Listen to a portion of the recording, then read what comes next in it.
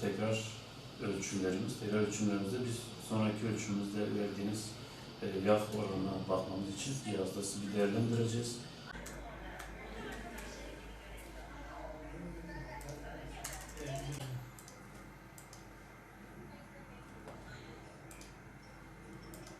Değerlendirelim formumuzu.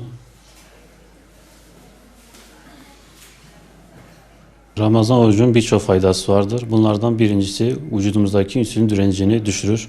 Ramazandaki açlık sayesinde insülin salınımı belli bir süre durduğu için insülin direncimiz olması gereken seviyeye gelir. Hücre temizliği mutlak yapılır. Ötofaji sayesinde sindirim sistemimiz dinlenir. Sindirimler daha rahat olur. Uzun süreli açlık sayesinde vücutta enerji alınmadığı için vücudumuzdaki fazla yağlar, yağ yakımı olur.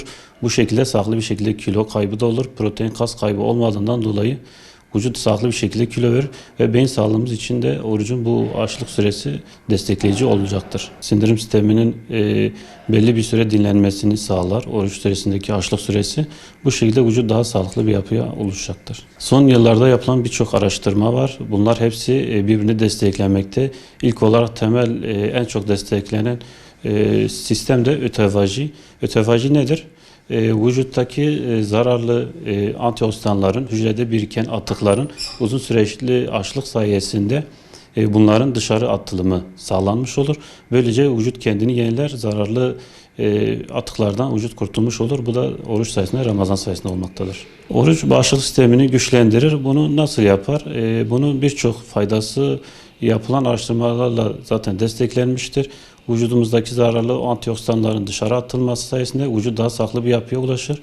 Böylece vücut bağışıklığı artmaktadır. Kronik hastalığı olan vatandaşlarımızın dikkat etmesi gerekiyor. Doktor tavsiyesiyle tutması gerekiyor. Kimler bunlar?